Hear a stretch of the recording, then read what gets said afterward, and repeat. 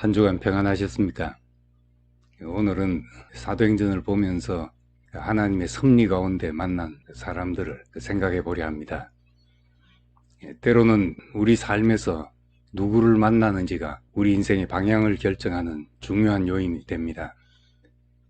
누구나 자기 인생을 뒤돌아보면 꼭 떠올리게 되고 이야기하게 되는 만남이 있습니다. 예수님은 옥합을 깨뜨려 자기 머리에 부은 여인을 두고 온 천하 어디서든지 이 복음이 전파되는 곳에서는 이 여자가 행한 일도 말하여 그를 기억하리라 하셨습니다. 복음을 전하던 사도 바울에게도 그런 사람들이 있었습니다. 브리스길라와 아굴라가 그런 사람 중 하나입니다. 이 부분은 신약 성경에 6번이나 언급될 정도로 바울의 사역에 귀한 동력자가 된 부부입니다. 로마서 16장에 바울이 기억하며 감사하는 사람들 가운데 이 두 사람에 대해 기록한 것이 있습니다. 너희는 그리스도 예수 안에서 나의 동력자들인 브리스가와 아굴라에게 문안하라. 그들은 내 목숨을 위하여 자기들의 목까지도 내놓았으니 나뿐 아니라 이방인의 모든 교회도 그들에게 감사하느니라. 또 저희 집에 있는 교회에도 문안하라. 이 두 사람은 바울의 목숨을 위해 자기 목까지 내놓을 정도로 헌신적인 부부였고 그들의 집이 고린도 교회가 되었습니다. 아굴라는 유대인이었고 아내인 브리스길라는 로마 귀족 집안 출신입니다. 본래 이름은 브리스간인데 브리스길라는 친근하게 부르는 이름입니다. 사도행전에 누가가 기록할 때는 브리스길라로, 바울의 서신서에는 브리스가로 불렀습니다. 일반적으로 부부의 이름을 쓸 때 남편 이름을 앞에 쓰는데 브리스길라와 아굴라 부부의 경우는 반대일 경우가 많았습니다.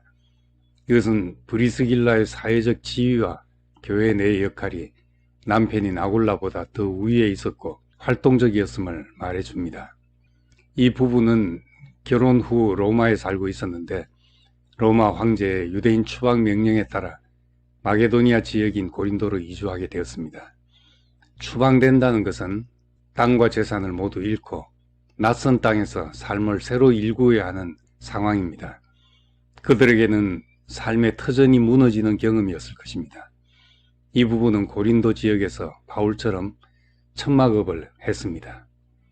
한편 바울은 아시아에서 말씀 전하려던 길이 막혀서 마케도니아 지역으로 가게 되었습니다.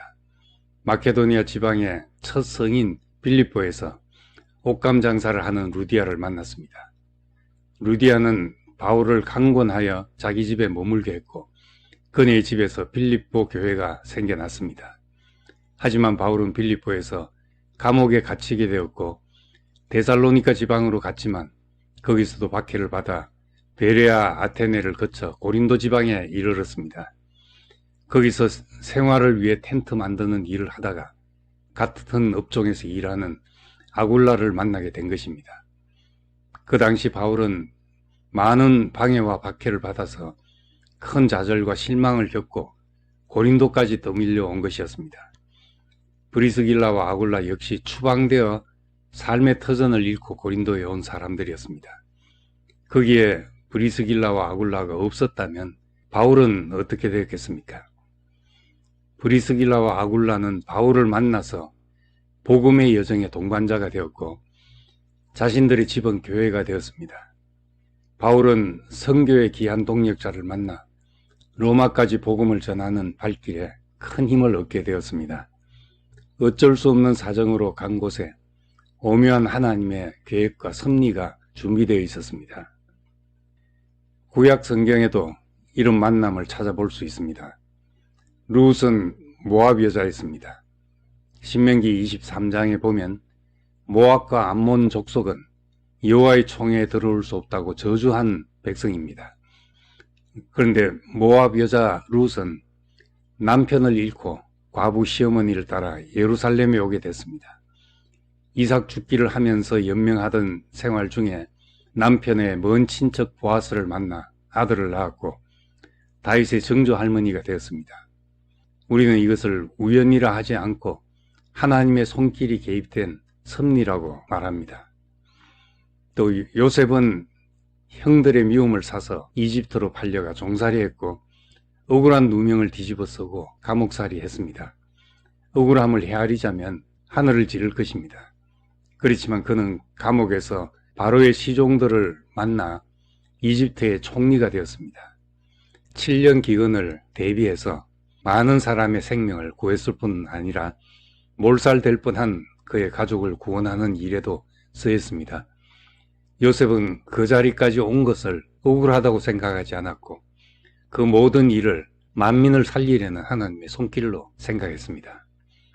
섭리는 하나님이 인간 역사 속에 개입하셔서 당신의 뜻을 이루어 가시는 주권적 통치를 말합니다. 많은 사람이 단순하게 눈앞에 일어나는 일만 보고 지나갑니다. 그러나 보이는 것 이면에 숨어있는 하나님의 손길을 느끼고 하나님이 우리 인생에 개입하시어 일어나는 섭리를 깨닫게 되면 우리는 하나님의 주권과 지혜와 인도하심을 보게 됩니다. 바울과 브리스길라, 아굴라의 만남처럼 하나님의 섭리 안에서는 우리 삶에서 일어나는 모든 일이 아무리 부정적이고 절망적인 일까지라도 생각하지 못한 곳에서 소중하게 쓰일 수 있다는 것을 발견합니다. 복음이 전파되는 여정에서 하나님은 늘 앞서 행하셔서 사람을 준비하시고 길을 여셨습니다. 성령께서 왜 바울이 아시아에서 말씀 전하는 것을 허락하지 않으셨는지, 왜 빌립보 지방에서 머물 수 없게 되었고 데살로니가 지방에서 쫓겨나게 되었는지 그때로서는 알 길이 없었습니다. 바울이 브리스가와 아굴라 부부를 만나게 되었을 때 아마도 그는 하나님이 이 부부를 만나게 하려고 나를 내몰아 오셨구나, 이들을 가난하게 하셔서 우리가 만나도록 준비하셨구나 하는 생각을 했을 것입니다. 제가 지나온 길을 돌아보아도 그런 일들이 있었습니다.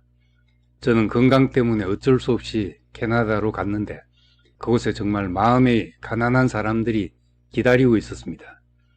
토론토에서 뉴욕을 20년 동안 다니면서도 한결같이 가난한 마음으로 기다리는 사람들이 있어서 수고로움이 없었습니다. 한국에 돌아와서도 가는 곳마다 브리스길라와 아굴라 같은 사람을 만나는 기쁨이 있었습니다. 그래서 때로는 내 사정 때문이 아니라 이 사람들의 가난함 때문에 하나님이 나를 이리로 올 수밖에 없도록 환경을 몰아가셨구나 하는 생각도 합니다. 신명기 1장에는 그는 너희보다 먼저 그 길을 가시며 장막 칠 곳을 찾으시고 밤에는 불로 낮에는 구름으로 너희 갈 길을 지시하신 자이시다 라고 하셨습니다. 이것은 하나님의 사람들이 지나온 길을 돌아보면서 하게 되는 공통의 고백입니다. 그러니 우리 인생에 일어난 일 중에 하나님이 개입하지 않은 일이 하나도 없다고 고백할 수밖에 없습니다. 우리 인생의 구비구비마다 앞서서 우리 길을 예비하시고 인도하시는 하나님의 은혜를 감사드립니다.